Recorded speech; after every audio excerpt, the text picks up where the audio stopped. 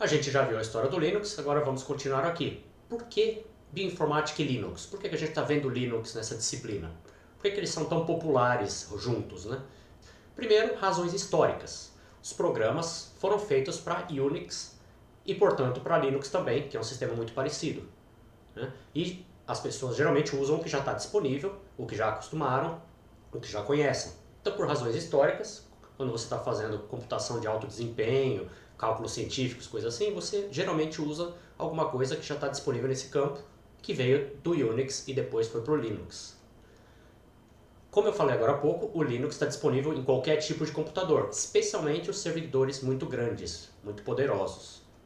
Na lista dos 500 maiores do mundo, quase todos são algum tipo de Linux ou Unix. O Linux funciona muito bem com arquivos de texto que são gigantes, que é o tipo de coisa que a gente lida muito na bioinformática. Então a gente tem um monte de ferramentinhas que vocês vão aprender na semana que vem, que são pequenas, fazem uma coisa só e elas conseguem lidar com arquivos gigantes com alta velocidade. Você nunca conseguiria usar uma planilha de cálculo ou um processador de texto nesses arquivos gigantes. Mas essas ferramentinhas conseguem processar sem problema. E é fácil fazer coisas complexas no Linux e no Unix usando concatenação de comandos simples. Então aquilo que eu falei da filosofia do Unix. A gente vai ver como é que faz isso daqui a pouco e na prática semana que vem. E é fácil criar novos programas no Linux, porque o Linux, sendo um tipo de Unix, né, inspirado no Unix, ele é um sistema de programadores, né? Então ele já vem com um monte de ferramenta pré-instalada, pronta, e é fácil de instalar mesmo que não esteja lá, porque o sistema é muito usado para isso. Então é muito mais fácil programar num computador do tipo Linux ou Unix do que em outros sistemas operacionais. Já vem com Perl e Python, por exemplo, que são linguagens bem populares em bioinformática e coisas assim. Processamento de dados, né? E por aí vai. E por último, Linux é estável, eficiente e gratuito, o que não faz mal nenhum, né? Tem um sistema que você não precisa pagar. Você pode ir na internet, baixar, fazer o que quiser com ele.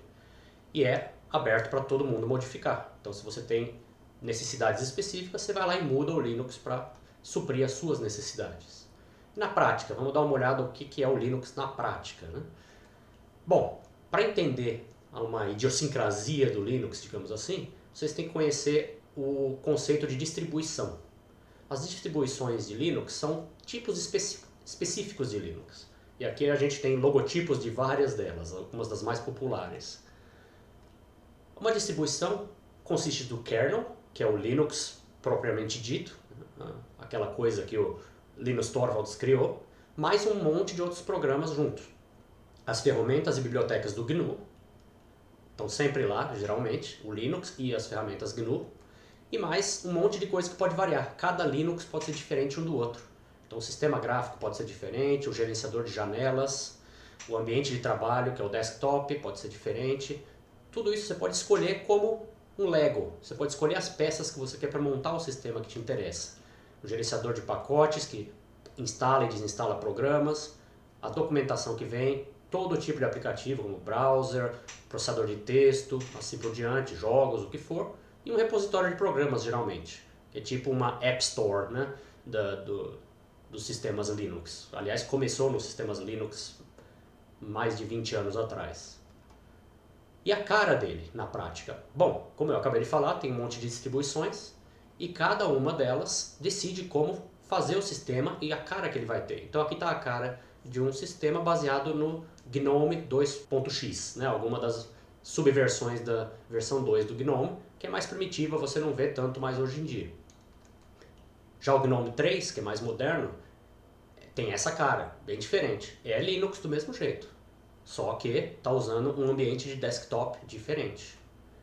XFCE, que é usado no Xubuntu, que é um tipo de Ubuntu.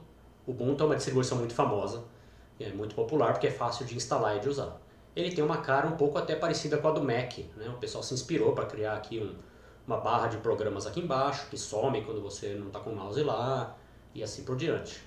Ele é bem leve, bom para usar em laptops antigos. Eu tenho um laptop aqui de mais de 10 anos de idade que eu uso sistema baseado no XFCE, porque ele é muito leve. O Cinnamon, que é usado no Linux Mint, é bem popular, tem outra cara diferente. KDE é um antigo que tem uma cara que antigamente era considerada mais uma cara de Windows, mas hoje em dia o Windows já mudou tanto, que já não é tanto assim. Mas esse aqui é o tipo que vocês vão usar nessa disciplina. Vocês vão ter máquinas virtuais, vocês vão aprender sobre isso agora daqui a pouco. E essas máquinas virtuais rodam um Linux que tem KDE como sistema de desktop, né? Então tem essa cara aí. Só que todos esses Linux aí tem uma cara bem diferente, mas se você abrir a linha de comando, todos eles são iguais. A linha de comando é a mesma coisa para todo mundo. E aliás, essa linha de comando aí, você também vê no Mac. Se você tem um computador da Apple e digita lá no Spotlight, né, naquela lupinha terminal, você vai abrir uma tela que é praticamente idêntica a essa aqui, pode ter outras cores, mas ela funciona igual. Porque na verdade é um programa do GNU que está sendo usado ali no Mac, né, o Bash, que a gente vai usar aí para usar a linha de comando durante a disciplina. E como é que a gente usa mais de um sistema no computador? É possível. É o que a gente usa boot duplo. Você tem no mesmo computador mais de um sistema. Então aqui tem uma tela já antiguinha, em que tinha um sistema com Ubuntu 9, então isso aqui é de 2009 ou antes, e o Windows Vista no mesmo computador. Então você ligava o computador, né? Ele estava desligado, você apertava o botão e ele te mostrava aqui qual sistema você quer correr. Aí você escolhia, apertava Enter, ele iniciava no Windows, por exemplo. E aí ele nem sabia que existia o Linux no computador. Você usava o Windows normalmente, ele não sabia da existência do Linux. Você podia reiniciar o computador e pedir agora eu quero Ubuntu. E aí ele iniciava no Ubuntu e o Ubuntu fingia que não existia o Windows naquele computador. O Windows ficava dormente lá no disco e sem uso. A gente não vai fazer isso, a gente vai fazer um outro tipo de coisa. A gente vai fazer acesso remoto, usando um programa chamado X2Go. Vocês vão aprender isso semana que vem, como instalar e o que fazer com isso. Mas basicamente você tem o sistema rodando na nuvem. Eu vou falar o que é isso daqui a pouco, mas ele está rodando num computador remoto, que pode ser um servidor no seu laboratório ou pode ser uma máquina que você nem faz ideia de onde está.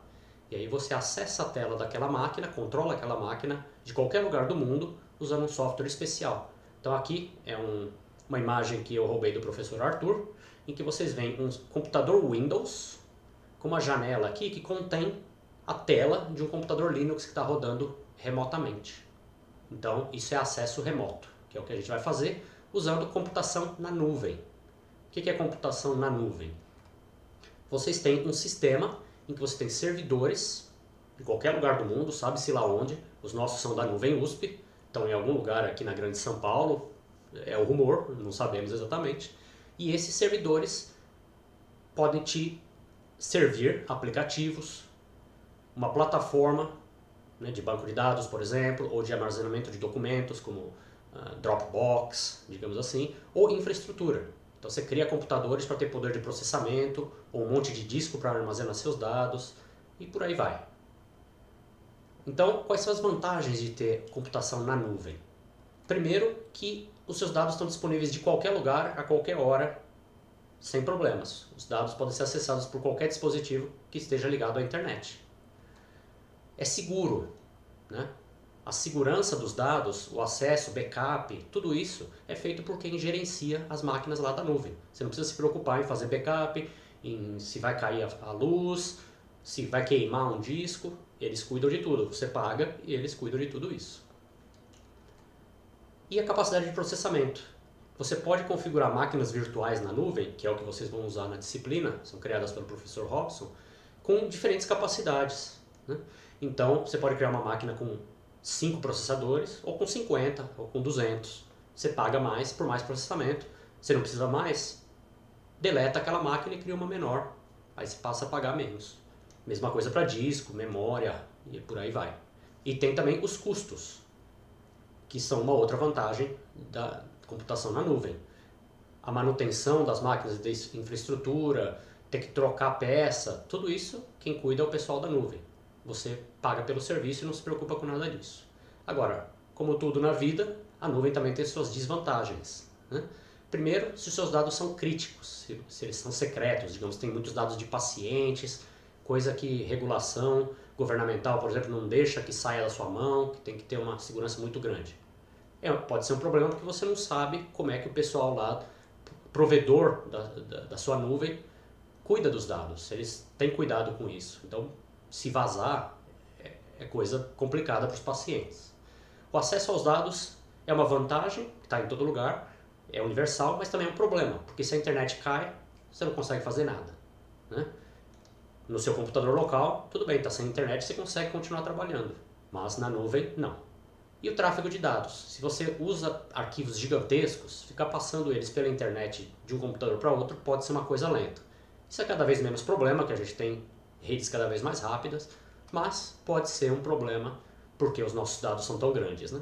E os custos são uma vantagem, porque eles são flexíveis, mas eles podem ser uma desvantagem também. Um servidor bem grande, com muita capacidade de processamento, vai ter custo, às vezes, proibitivo, vai ser muito caro para você, ou se você usa dados muito grandes, arquivos muito grandes, pesados, a transferência pela internet pode ser uma coisa cara também, porque eles cobram por largura de banda.